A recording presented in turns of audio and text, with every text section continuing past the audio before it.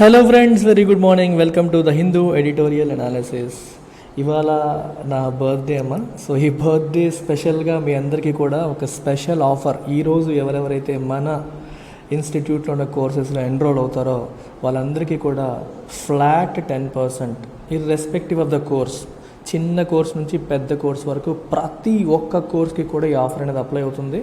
ఇది మన వెబ్సైట్లో మీరు డైరెక్ట్గా పర్చేస్ చేయాలి అనుకుంటే ఇక్కడ మీకు కనిపిస్తున్న ఈ కూపన్ కోడ్ ఇలా మీరు యూజ్ చేసేయచ్చు.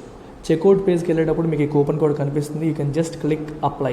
ఇది కొడితే మీకు ఫ్లాట్ 10% అప్లై అయిపోతుంది, కొనేయచ్చు. వెబ్సైట్లో పేమెంట్ చేయలేని వాళ్ళు, గూగుల్ పే, ఫోన్పేతో చేయాలనుకునే వాళ్ళు మీరు ప్రత్యూష మేడంని కాంటాక్ట్ చేస్తే మేడం విల్ హెల్ప్ యూ. డైరెక్ట్గా ఎలా పే చేయాలి, ఫోన్పే, గూగుల్ పే ద్వారా ఎలా డిస్కౌంట్లో చేయాలని మేడం హెల్ప్ చేస్తారు. ఇది ఏ కోర్సుకి అని లేదమ్మా, ప్రతి ఒక్క కోర్స్కి మన ఇన్స్టిట్యూట్లో ఆఫర్ చేస్తున్న అన్ని కోర్సెస్ పైన కూడా ఈ ఆఫర్ ఉంది. సో అందుకే నేను స్పెసిఫిక్ ఒక కోర్స్ చెప్పట్లేదు.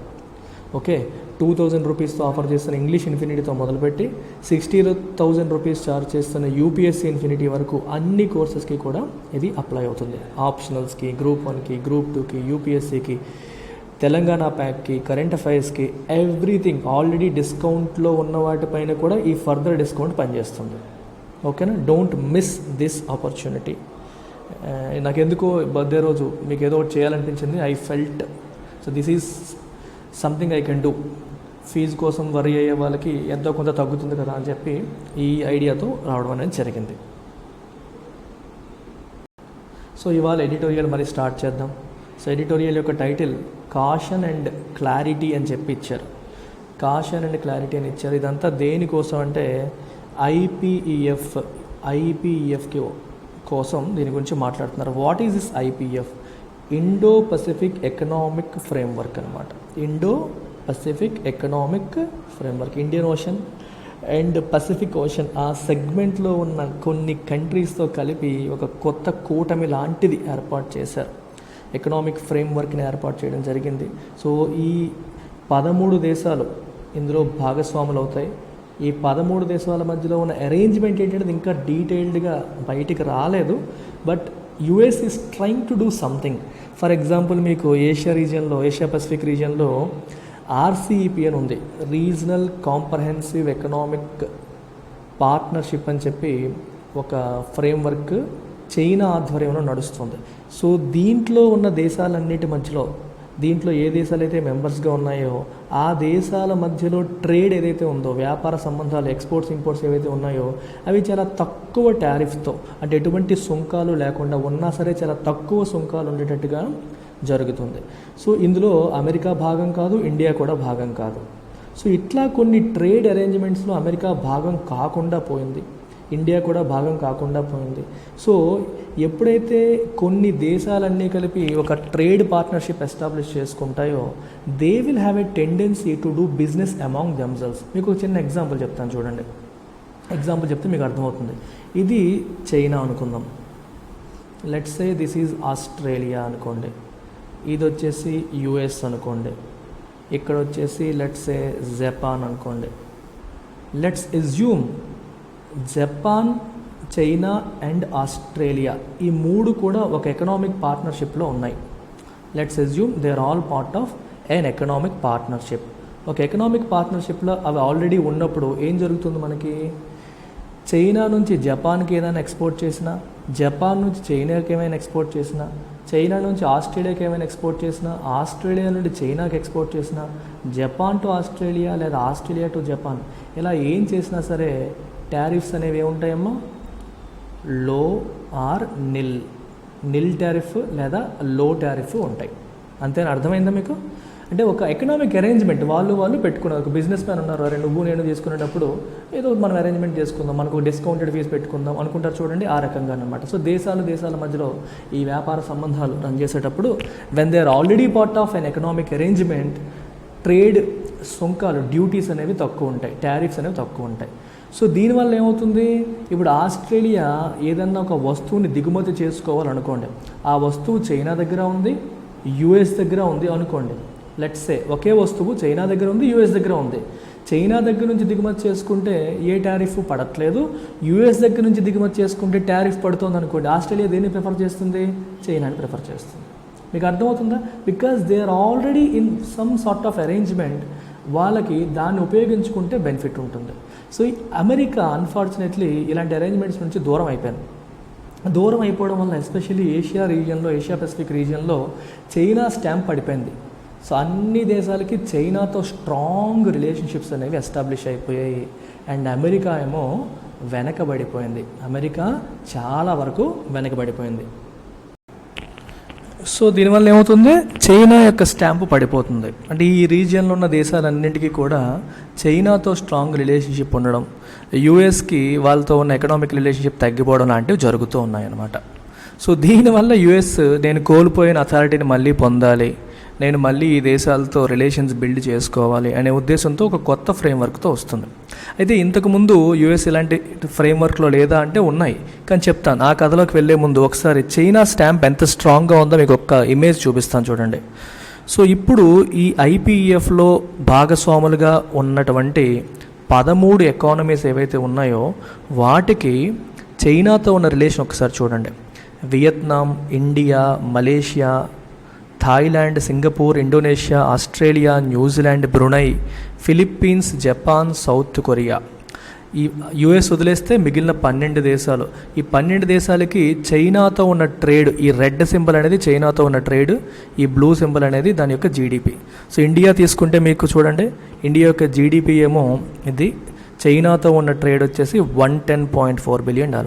ఆల్మోస్ట్ అన్ని దేశాలకు కూడా చైనాతో చాలా ఎక్కువగా ట్రేడ్ అనేది జరుగుతుంది, రైట్. సో చైనాతో చాలా స్ట్రాంగ్ ట్రేడ్ రిలేషన్స్ వీళ్ళందరికీ ఉన్నాయి. సో అమెరికా తన స్టాంప్ని కోల్పోతుంది అనేది ఇక్కడ మనకి క్లియర్గా కనిపిస్తుంది. సో ఇలాంటి దానికి కొంచెం కౌంటర్ చేయడం కోసం, ఆర్సీఈపీని కైండ్ ఆఫ్ కౌంటర్ చేయడం కోసం అమెరికా ఈ ప్రయత్నం చేయడం అనేది జరుగుతుంది. ఇంతకుముందు అమెరికా ఇలాంటి కొన్ని పార్ట్నర్షిప్స్లో ఉండేది, కానీ డొనాల్డ్ ట్రంప్ హయాంలో ఏం జరిగిందంటే డొమెస్టిక్గా ఏం చేశారంటే నో మనం ఇలాంటి పార్ట్నర్షిప్స్లో ఉండొద్దు అన్నారు. ఎందుకు ఉండొద్దు అన్నారు? ఇప్పుడు ఇక్కడ యుఎస్ ఉంది. యుఎస్ లెట్సే ఒక XYZ కంట్రీతో ఇలాంటి ఎకనామిక్ పార్ట్నర్షిప్లో ఉందనుకోండి, అప్పుడు ఏమవుతుంది, ట్రేడ్ టారిఫ్స్ గట్రా ఉండవు. సో XYZ కంపెనీ నుంచి యూఎస్కి ఏదన్నా వస్తువుని 0% లేదా 1% తక్కువ డ్యూటీతో వస్తువులు ఇంపోర్ట్ అయిపోతూ ఉంటాయి. ఇంపోర్ట్ అయిపోయేసరికి ఏమవుతుంది, డొమెస్టిక్ ఇండస్ట్రీ, అమెరికా యొక్క డొమెస్టిక్ ఇండస్ట్రీ దెబ్బతినే అవకాశం ఉంటుంది. ఫర్ ఎగ్జాంపుల్ అమెరికాలో స్టీల్ ఇండస్ట్రీ ఉంది. సో చైనా నుంచి స్టీల్ అమెరికాకి ఇంపోర్ట్ అవుతుంది. చైనా స్టీల్ ఏమో తక్కువ రేటు, దానిపైన టారిఫ్ కూడా లేదు, అంటే ఇంపోర్ట్ డ్యూటీ కూడా లేదనుకోండి. అమెరికా స్టీల్ ఏమో లెట్సే $100 పర్ కేజీ ఉంది, చైనా స్టీల్ వచ్చేసేమో $70 పర్ కేజీ వచ్చింది అనుకోండి. దీనిపైన ఎటువంటి ఇంపోర్ట్ డ్యూటీ కూడా లేదనుకోండి. చైనా స్టీల్ కాంపిటీషన్ పెరిగిపోయి అమెరికా స్టీల్ దెబ్బతినేసి ఇంటర్నల్గా అమెరికన్ కంపెనీస్ సఫర్ అయ్యే అవకాశం ఉంటుంది. అందుకని చెప్పి అమెరికన్ కంపెనీస్ అన్నీ ఏం చేసాయి, they went for American regime, protectionist రెజిమ్కి వెళ్ళిపోయారు. ప్రొటెక్షనిస్ట్ అంటే అర్థం ఏంటి, లోపల దేశంలో ఉన్న కంపెనీస్ని కాపాడుకోవాలి, అంటే విదేశాల నుంచి వస్తే వస్తువుల్ని ఎక్కువగా అనుమతించకూడదు, ఒకవేళ అనుమతించినా ఎక్కువ ట్యాక్స్లు వేసేయాలి, ఇలాంటి పద్ధతి. ఇదంతా డొనాల్డ్ ట్రంప్ హయాంలో జరిగింది. సో ట్రంప్ హయాంలో ఇలా జరిగేసరికి అమెరికా వేరే దేశాలతో ట్రాన్స్ పసిఫిక్ పార్ట్నర్షిప్ అని చెప్పి ఒక దాంట్లో ఉండేది, దాంట్ నుంచి బయటకు వచ్చేసింది. ఇలా రకరకాల దేశాలతో ఉన్న పార్ట్నర్షిప్స్, ఈ రీజనల్ అరేంజ్మెంట్స్ నుంచి అమెరికా బయటకు వచ్చేసింది. అమెరికా ఎప్పుడైతే బయటకు వచ్చిందో దాన్ని చైనా వాడేసుకుంది. చైనా వివిధ దేశాలతో రిలేషన్స్ ఎస్టాబ్లిష్ చేసుకుంది. సో అన్ని దేశాలతో ట్రేడ్ సంబంధాలు అనేవి కంటిన్యూ చేసుకుంటుంది. అమెరికా మాత్రమే పక్కకి ఉండిపోయే పరిస్థితి వచ్చిందనమాట. సో మన స్టాంప్ పోతుంది, మన ఇన్ఫ్లుయెన్స్ పోతుందని ఆలోచించి మళ్ళీ ఇప్పుడు ఐపీఎఫ్ అనేది తీసుకురావడం అనేది జరుగుతుంది. చూడండి, the IPEF in its nascence relies more on the promise than prospect of tangible outcomes. ఈ ఐపీఎఫ్ ఏదైతే ఉందో, ఏంటది, ఇండో పెసిఫిక్ ఎకనామిక్ ఫ్రేమ్వర్క్ ఏదైతే ఉందో, ఇన్ ఇట్స్ నేసెన్స్ అంటే ఎర్లీ స్టేజ్, ఇంక ఇప్పుడే ఎలా ఫామ్ అవుతుంది. ఇట్ రిలైస్ అంటే డిపెండ్స్, దేని మీద ఎక్కువ ఆధారపడుతుంది, ఇది మోర్ ఆన్ ప్రామిస్, అంటే ఇదేదో చేస్తుంది అన్న ప్రామిస్ పైన ఆధారపడుతుంది. కానీ prospect of tangible outcomes, prospect అంటే possibility, it offers more promise than possibility. అంటే దీనివల్ల ఏదో జరిగిపోతుంది అన్న పాజిబిలిటీ అంత క్లియర్గా కనిపించట్లేదు, కానీ ఏదో చెయ్యాలనుకుంటున్నారు అనే ఇంటెంట్ మాత్రం కనిపిస్తుంది. So we can see more promise than possibility. Prospect అంటే పాజిబిలిటీ అని అర్థం. టాంజిబుల్ అవుట్కమ్ అంటే అర్థం ఏంటి, అన్ అవుట్కమ్ అంటే result, a result something result is something that we can feel. మనకి కనిపించే, బయటికి కనిపించే రిజల్ట్స్ తీసుకొస్తుందా లేదంటే చెప్పలేం, కానీ ఇట్ ఆఫర్స్ ప్రామిస్ అని చెప్పి కనిపిస్తుంది. Which means this is an arrangement which might do good, but క్లియర్గా మంచి చేస్తుందా లేదా చెప్పలేని పరిస్థితి అది. అందుకని ఇక్కడ కాషన్ అండ్ క్లారిటీ అని రాశారు టైటిల్లో. In a sudden decision not previously intimated, ఇంతకుముందు ఇంటిమేట్ చేయలేదు, సడన్గా తీసుకున్న నిర్ణయం, India became one of 13 nation economic initiative led by the US on Monday రోజు యుఎస్ లాంచ్ చేసిన ఈ ఎకనామిక్ ఇనిషియేటివ్ ఏదైతే ఉందో, ఏంటిది, ఐపీఎఫ్, దీంట్లో ఇండియా కూడా ఒక భాగస్వామి అయ్యింది. On Monday, as president Joseph Biden unveiled plans for an Indo-Pacific economic framework for prosperity. So ఈ ఫ్రేమ్వర్క్ ఆయన అన్వీల్ చేసినప్పుడు ఇండియా కూడా ఇందులో భాగస్వామి అయిపోయింది. ఆ విషయం మనకి ముందు తెలియదు, మనందరికీ అంటే ప్రజలకు తెలియదు. ఒక సడన్ డెసిషన్, ప్రాబబ్లీ ఇది సీక్రెట్గా ఉంచాలనే చేశారో లేకపోతే వేరే రీజనో తెలియదు, కానీ this is how it happened. The initiative is touted as a substantial step by the US as part of its decade-old pivot to Asia and an attempt at putting some economic heft into its Indo-Pacific presence that has been on the decline. Very important sentence ఇది. Very important sentence ఇది. After the decision to quit the Trans-Pacific Free Trade Agreement, the CPTPP in 2017, చెప్పాను మీకు, ఈ ట్రాన్స్ Pacific free trade అగ్రిమెంట్ని 2017లో quit చేసి వెళ్ళిపోయింది. Donald Trump హయాంలో దీని నుంచి బయటికి వెళ్ళిపోయారు. ఎందుకు వెళ్ళిపోయారు? ఇక్కడ నుంచి ఫ్రీ ట్రేడ్ కదా, అంటే ఆ దేశాల నుంచి అమెరికా ఏదన్నా ఇంపోర్ట్ చేసుకుంటే వాటిపైన సుంకాలు పడవు, దానివల్ల అమెరికా యొక్క డొమెస్టిక్ ఇండస్ట్రీ సఫర్ అవుతుంది అని భావించి వాళ్ళు ఈ ఫ్రీ ట్రేడ్ అగ్రిమెంట్ నుంచి బయటికి వెళ్ళిపోవడం జరిగింది. బయటికి వెళ్ళిపోయిన తర్వాత ఇండో పసిఫిక్ రీజియన్లో అమెరికా యొక్క ప్రెజెన్స్ అనేది ఏమవుతుంది, హ్యాస్ బీన్ ఆన్ డిక్లైన్, తగ్గిపోతూ వస్తుంది. సో కాబట్టి మళ్ళీ కొంత ఎకనామిక్ హెఫ్ట్ అంటే ఇక్కడ వెయిట్, అమెరికా యొక్క వెయిట్ ఇంకొంచెం పెంచడానికి, ఆ రీజియన్లో అమెరికా ఎవరితో మనం ఎక్కువగా ట్రాన్సాక్షన్స్ చేస్తామో, ఎవరితో ఎక్కువ వ్యాపార సంబంధాలు మెయింటైన్ చేస్తామో వాళ్ళతో రిలేషన్స్ మెయింటైన్ చేస్తాం, వాళ్ళని గౌరవిస్తాం. ఎవరితో మనకి ఎటువంటి రిలేషన్స్ ఉండవో, రైట్. సో అందుకే an attempt at putting some economic heft into this presence, కొంచెం వెయిట్, ఎవరితో అయితే మనకి జనరల్గా ట్రాన్సాక్షన్స్ ఉండవో అక్కడ మనకి రిలేషన్స్ కూడా పెద్ద స్ట్రాంగ్గా ఉండవు. అందుకని ట్రాన్సాక్షన్స్ పెంచాలి, ఎకనామిక్ రిలేషన్ పెంచాలి అనే ఉద్దేశంతో ఇది మళ్ళీ చేయడం అనేది జరిగింది.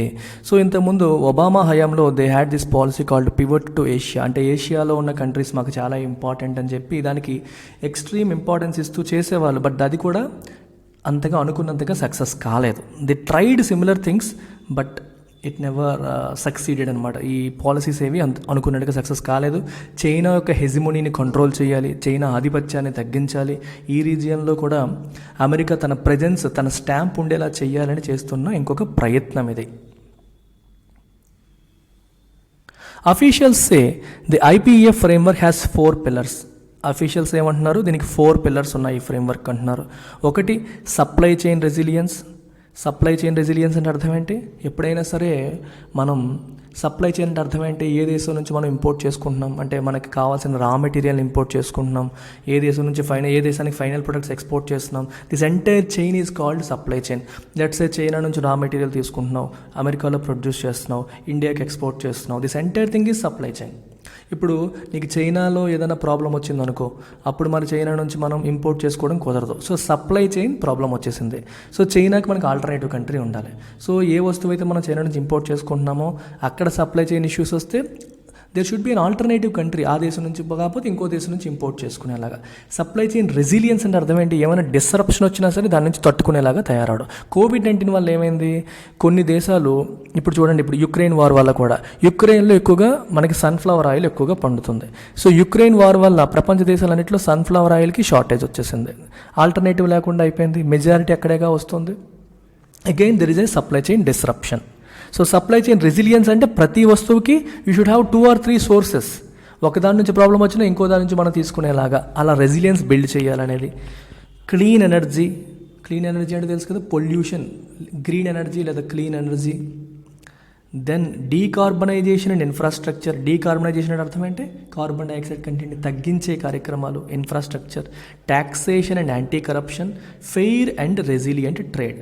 ట్రేడ్ ఎలా ఉండాలి, ఫెయిర్ ఉండాలి. అంటే ఒకళ్ళ వైపే ఒకళ్ళకి పూర్తిగా అనుకూలంగా ఉండేలా కాకుండా ఇరు దేశాలకి మంచి జరిగేలాగా, న్యాయం జరిగేలాగా ఉండే ట్రేడ్ ఉండాలి. రెసిలియంట్ ఉండాలి, ఏదన్నా డిస్రప్షన్స్ తట్టుకునేలాగా ఉండాలి. ఈ 4 పిల్లర్స్ అని చెప్పారు. Mister Biden's visit to Japan and South Korea, attendance at the Quad summit and helming అంటే లీడింగ్, అంటే నిలబడి చేయడం. Helping the IPEF launch is also aimed at reassuring the eastern hemisphere about the US's focus. So eastern hemisphere అంటే 50% పార్ట్ని hemisphere అంటారు కదా, southern, northern, eastern, western, ఇలా మనం ఈస్టర్న్ అండ్ వెస్టర్న్ అని కూడా అనొచ్చు. సో ఈస్టర్న్ హెమిస్ఫియర్కి, మన గ్లోబ్లో ఉన్న ఈస్టర్న్ పార్ట్కి రీఅష్యూరెన్స్ ఇవ్వడం, అభయం ఇవ్వడం. ఏమని, US మిమ్మల్ని వదిలేయలేదు, US మీతో రిలేషన్స్ మెయింటైన్ చేయాలని అనుకుంటోంది అని ఒక రకంగా రీఅష్యూరెన్స్ ఇవ్వడం కూడా దీని యొక్క ఉద్దేశం.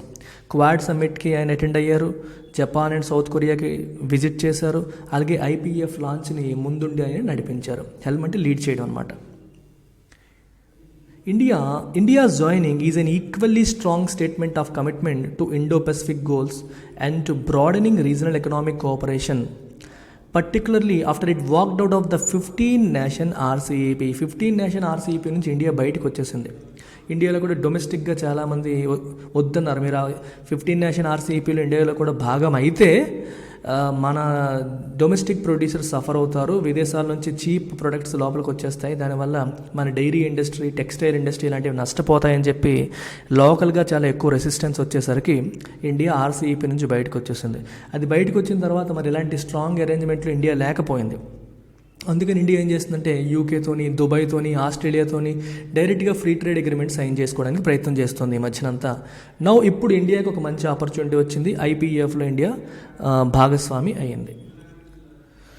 It is significant that all IPEF members other than India and the US are a part of RCEP free trade agreement. Yes, ఇందులో 13 దేశాలు ఉన్నాయి, ఇండియా, US తప్పితే మిగిలిన 11 దేశాలు కూడా చైనాతో ఉన్న RCEPలో భాగమే. Regional cooperation and economic partnership ఏదైతే ఉందో దాంట్లో అవి కూడా భాగస్వాములుగా ఉన్నాయి. And yet they have chosen to be part of the US led initiative. అటు చైనా లీడర్షిప్లో ఉన్న దాంట్లో భాగస్వాములుగా ఉన్న ఈ దేశాలన్నీ కూడా మళ్ళీ US లీడర్షిప్లో ఉన్న ఈ ఇనిషియేటివ్లో కూడా భాగం అవ్వడానికి వాళ్ళు ముందుకు వచ్చారు. దట్స్ ఏ గుడ్ థింగ్ అని చెప్తున్నారు. Despite the strong signalling from all sides, however there are many aspects to IPEF that bear further scrutiny. సరే, అన్ని దేశాలు కూడా స్ట్రాంగ్గా మనం కోఆపరేట్ చేసుకుందాం, ముందుకెళ్దామని సిగ్నలింగ్ ఇస్తున్నప్పటికీ కూడా there are many aspects to the IPEFకి సంబంధించిన మెనీ ఆస్పెక్ట్స్ ఉన్నాయి దట్ బేర్ ఫర్దర్ స్క్రూటినీ చేయాల్సిన అవసరం ఉంది వాటికి. మీకు అర్థమవుతుందా? అంటే అర్థం ఏంటి, IPEFకి సంబంధించిన అన్ని పాజిటివ్సే కాదు, దేర్ ఆర్ సమ్ ఇష్యూస్ అని అర్థం. ఏంటవి?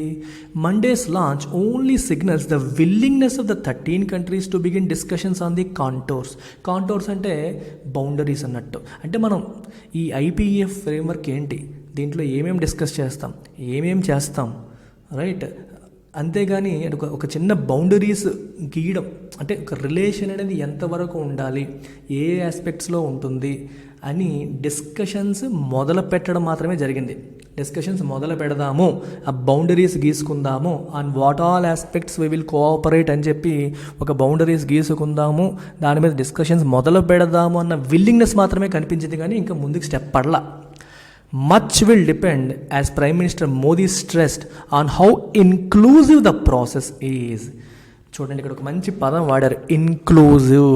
అంటే నెక్స్ట్ స్టెప్ ఏంటి అనేది దేని మీద ఆధారపడుతుంది, ప్రాసెస్ అనేది ఎంత ఇన్క్లూజివ్గా ఉంది అనే దాన్ని బట్టి. అంటే అర్థం ఏంటి, అమెరికాయే రూల్స్ అండ్ రెగ్యులేషన్స్ అన్నీ ఫ్రేమ్ చేసేసి ఇదిగో ఇది మీరు అందరూ చెయ్యండి అంటే అది ఇన్క్లూజివ్ ప్రాసెస్ కాదు.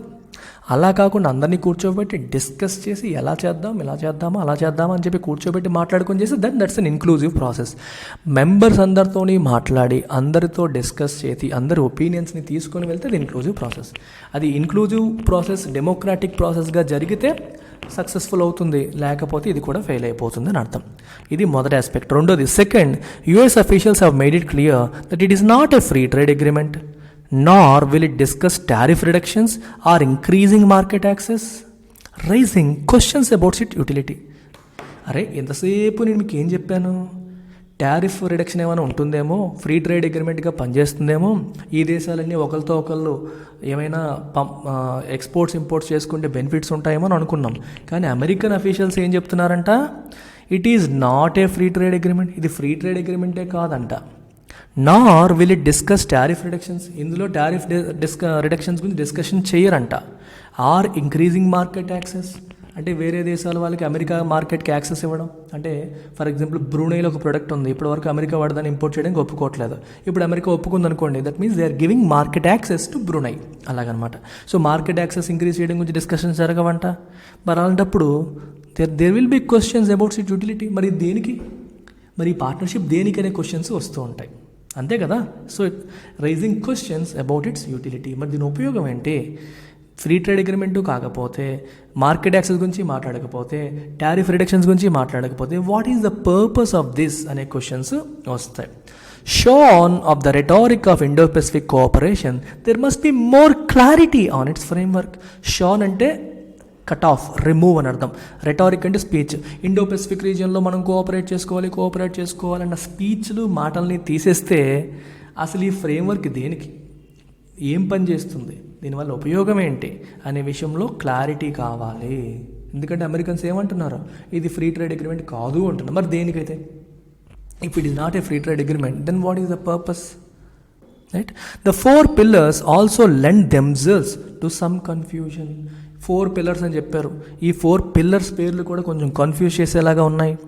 Drawing in to question whether there is enough common ground among the 13 countries that are part of very different economic arrangements as well as outliers to set standards together or be open to issues that vary for each country. ఇంకో problem ఏంటి చూడండి, drawing in to question whether there is enough common ground. అసలు ఈ 13 దేశాలకి ఏదైనా common aspects ఉన్నాయా?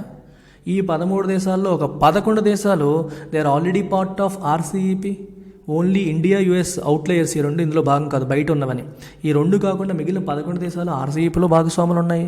అసలు వీళ్ళందరూ కలిసి స్టాండర్డ్స్ సెట్ చేయగలుగుతారా? ఆరు ఇష్యూస్ విషయంలో ఓపెన్గా ఉండగలుగుతారా? ప్రతి ఇష్యూ ఒక్కొక్క కంట్రీకి ఒక్కోలా ఉంటుంది. అసలు యూటిలిటీ ఉంటుందా లేదా అనే క్వశ్చన్స్ అనేవి వస్తున్నాయి. The US's statement that the IPEF is essentially focused on American workers also raises questions on whether increasingly protectionist global trends will chafe. ఇక్కడ ఇంకో క్వశ్చన్ చూడండి. ఇప్పుడు అమెరికా ఏముంటుంది, it is essentially focused on American workers. అంటే America పైనే ఎక్కువగా అంటే ఏంటి అర్థం, అమెరికన్ వర్కర్స్ని మేము కాపాడుకోవాలి, అమెరికన్ వర్కర్స్కి బెనిఫిట్ అయ్యే పనులు చేయాలి. ఇలాంటి మాటలు వచ్చినప్పుడు ఏమవుతుంది, ప్రొటెక్షనిస్ట్. అంటే నా దేశపు ఇండస్ట్రీ, నా దేశపు ప్రజలు, నా దేశపు వర్కర్స్, నా దేశపు ఎంప్లాయీస్. డొనాల్డ్ ట్రంప్ హయాంలో ఇలాంటి రెటారిక్ ఎక్కువగా వచ్చేది. ఇప్పుడు ఈ బైడెన్ హయాంలో కూడా సిమిలర్ మాటే వస్తున్నప్పుడు మరేమవుతుంది, దేర్ విల్ బి క్వశ్చన్స్. ఇంకా ప్రపంచంలో అన్ని దేశాలు కూడా ఎవరికి వాళ్ళు ప్రొటెక్షనిస్ట్ మెంటాలిటీలోకి వెళ్ళిపోయారు అనుకోండి, అప్పుడు ఏమవుతుంది, దే విల్ రబ్. చేఫ్ అంటే అర్థం ఏంటంటే rub against each other and cause damage. ఎవరికి వాళ్ళే ప్రొటెక్షనిస్ట్ అంటే ఎవరికి వాళ్ళు వాళ్ళ స్వార్థం కోసం ఆలోచిస్తూ ఉంటే ఏ ట్రేడ్ అరేంజ్మెంట్స్ మరి పని చెయ్యవు, ఎవరితో ఎవరు కూడా కలవరు. మీ దేశం నుంచి వస్తువు మా దేశానికి వస్తే మా దేశపు ఇండస్ట్రీ నష్టం అవుతుందని నేను భావించాను అనుకోండి, మీ మీద నేను టారిఫ్లు వేసేస్తాను. నా దేశం నుంచి వెళ్ళే వస్తువు వల్ల నీ దేశపు ఇండస్ట్రీ సఫర్ అవుతుందని నువ్వు భావించావు అనుకో, నా దేశం నుంచి వచ్చే వస్తువుపై నువ్వు టారిఫ్ వేసేస్తావు. దీనివల్ల ఏమవుతుంది, దే విల్ చేఫ్ అంటే rub against each other, cause damage to each other. అలాంటి పరిస్థితి వచ్చే అవకాశాలు ఉన్నాయేమో అని డౌట్స్ వస్తున్నాయి. Each of the IPEF countries has considerable trade interest in China with most having large trade deficits. ఇందులో ఉన్న కంట్రీస్లో మెజారిటీ అన్ని కంట్రీస్కి కూడా చైనాతో చాలా ఎక్కువగా వాణిజ్య సంబంధాలు ఉన్నాయి మరియు ట్రేడ్ డెఫిసిట్స్ ఉన్నాయి. Which means China is exporting more to these countries than importing. China ఈ దేశాలకు ఎక్స్పోర్ట్ చేసేది ఎక్కువ ఉంది, ఇంపోర్ట్ చేసేది తక్కువ ఉంది, అందుకే డెఫిసిట్ ఎక్కువ ఉంది అంటున్నాం. So it remains to be seen how much they will be willing to sign on with the IPEF. So IPEF విషయంలో ఎంతగా వీళ్ళు ముందుకు వెళ్తారు, ఎంతగా యూఎస్కి కోఆపరేట్ చేస్తారనే విషయం కూడా it remains to be scene, చూడాలి. Already 3 ASEAN countries, Cambodia, Laos and Myanmar have decided to stay out of the framework's launch. ఈ 3 దేశాలు ఈ ఫ్రేమ్వర్క్లో భాగస్వాములు కాకూడదని చెప్పి they were away from this framework's launch. Above all, given the fact that the US's previous initiatives, ఇంతకుముందు వాళ్ళు తీసుకొచ్చిన కొన్ని initiatives, the Blue Dot Network and the Build Back Better initiative, మీరు కామెంట్ సెక్షన్లో మెన్షన్ చేస్తారు what is Blue Dot Network and what is Build Back Better initiative. You will put it in the comment section. Have made little headway. అవి ఇంతకుముందు ఏమీ చేయలేకపోయాయి. ఈ plans ఇలాంటి initiatives తీసుకొచ్చారు కానీ they could not make any headway అంటే ముందుకి అడుగు వేయలేకపోయాయి. In changing the region's infrastructural needs, మన ఏషియా పెసిఫిక్ రీజియన్కి ఇన్ఫ్రాస్ట్రక్చరల్ నీడ్స్ ఉన్నాయి, వాటిని ఫుల్ఫిల్ చేయడంలో అమెరికా తీసుకొచ్చిన ఇనిషియేటివ్స్ కాపాడలేకపోయాయి, ఏమీ ముందుకు తీసుకెళ్ళలేకపోయాయి. So the IPEF faces a credibility challenge. మరి ఐపీఎఫ్ ఏవైనా చేయగలుగుతుందా? ఇంతకుముందు తీసుకొచ్చిన అమెరికన్ ఇనిషియేటివ్స్ ఏమీ ముందుకు తీసుకెళ్ళలేకపోయాయి, ఇప్పుడు ఐపీఎఫ్ ఏమైనా చేయగలుగుతుందా అని చెప్పి ఈ క్రెడిబిలిటీ ఛాలెంజెస్ అనేవి మనకి వస్తున్నాయి. క్రెడిబిలిటీ అంటే అర్థం ఏంటి? విశ్వసనీయత. అసలు ఏమైనా ఇది పనిచేస్తుందా, ఇంతకుముందు ఏమీ జరగలేదు, ఇప్పుడు ఏమైనా జరిగే అవకాశం ఉందా, ఇట్లాంటి వచ్చే అవకాశం అనేది ఉంది. Negotiators will need to move with both caution and clarity. So కాబట్టి ఈ దేశాలకి సంబంధించిన నెగోషియేటర్స్ ఎవరైతే ఉన్నారో, అంటే ఈ విషయాల్ని మాట్లాడే వాళ్ళు ఎవరైతే ఉన్నారో, దేశ ప్రతినిధులు ఎవరైతే ఉన్నారో, they need to move with both caution and clarity. జాగ్రత్తగా, కాషన్తో, విత్ క్లారిటీ వాళ్ళు అడుగులు వేయాలి. Before making any big promises. ఏదో చాలా ఉపయోగం అయిపోతుంది, ఈ రీజియన్కి చాలా హెల్ప్ అయిపోతుంది అని చెప్పి మీరు ప్రామిస్లు చేసే ముందు అటు ఏం చేయాలి? అడుగులు జాగ్రత్తగా వేయాలి. ఎందుకంటే ఇంతకుముందు వచ్చిన ఇనిషియేటివ్ కూడా ఏ హెల్ప్ చేయలేకపోయింది. సో ఇప్పుడైనా మంచి జరుగుతుందా లేదనేది మనం క్లారిటీగా చెప్పలేము. So we have to wait and see whether it will work or not. So జాగ్రత్తగా ప్రామిసులు చేయాలి, పెద్ద పెద్ద ప్రామిసులు చేయకూడదు అని చెప్పి చెప్తున్నారు. That's about it. మరొకసారి గుర్తు చేస్తున్నాను, ఈరోజు నా పుట్టినరోజు సందర్భంగా ఎల్టెక్స్ క్లాసెస్ యూట్యూబ్ ఛానల్ ఫాలో అవుతున్న సబ్స్క్రైబర్స్ అందరికీ ఈ స్పెషల్ ఆఫర్ అమ్మ, 10% ఆఫ్ అనేది ఇస్తున్నాం on all courses, what ever is the course that you want. 500 రూపాయల కోర్సు నుంచి 50,000 రూపాయల కోర్సు వరకు, 60,000 రూపాయల కోర్సు వరకు అన్ని కోర్సెస్ పైన కూడా ఇది అప్లై అవుతుంది.